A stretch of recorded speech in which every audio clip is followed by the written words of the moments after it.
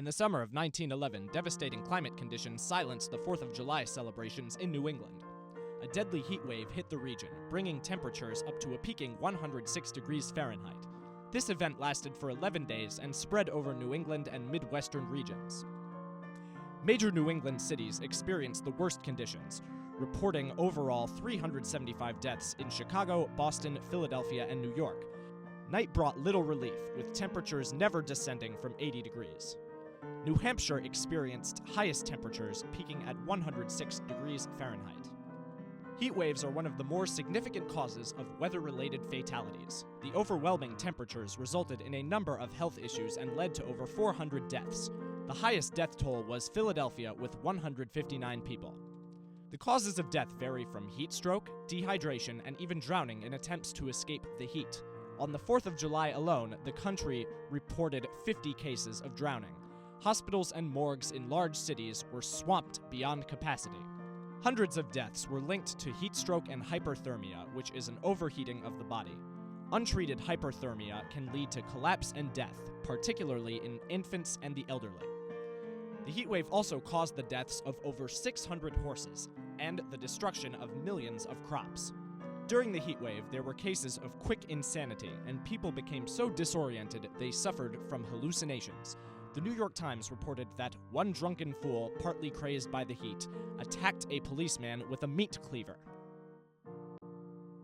In major cities, civilians went through extremes in order to cope with the scorching temperatures. Air conditioning had only been invented a few years before 1911 and was hardly widespread. In Chicago, residents resorted to sleeping on roofs, sidewalks, and alleyways. Street stairways all around the city were crowded with people. The heat damaged various city infrastructures as well. In Rockford, Illinois, the sidewalks grew so hot that the cement exploded. In New York, railway systems experienced damage and derangement of signals, causing a blockade and a delay all over the system. The heat overwhelmed passengers with no way to escape the suffocation. Many fatigued passengers were assisted when finally escaping the train, and 2 people were taken to the hospital. The heat wave led to what is known as the ice famine of 1911. During a time before advanced refrigeration, ice supply became a priority in order to keep food and medicine from spoiling. Throughout the winter months, ice was harvested from local ponds in order to provide and maintain during the summer. Therefore, the decline of ice resources during the summer caused dangerous consequences to food supply and public health. A heat wave can be defined as 3 consecutive days or more with temperatures up to 90 degrees or over. Heat waves are not unique to the United States. There have been many cases throughout the decades. In the late 1870s, there was a heat wave that had a lasting record of 28 consecutive days. Heat waves form when high pressure strengthens and remains over a region for a long period of time. The heat is trapped, preventing it from lifting and becoming clouds that can bring rain and relief. The buildup of heat at this surface causes such extreme conditions, such as the heat wave of 1911. Strong subtropical ridges characterize heat waves in the United States.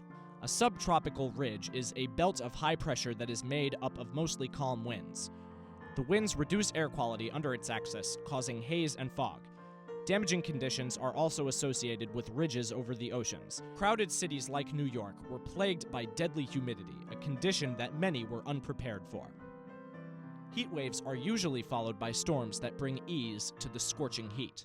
After almost 10 days, Chicago was finally relieved with some rainfall. The shift in weather is due to a large body of air suddenly shifting upwards, resulting in condensation as rain clouds are formed.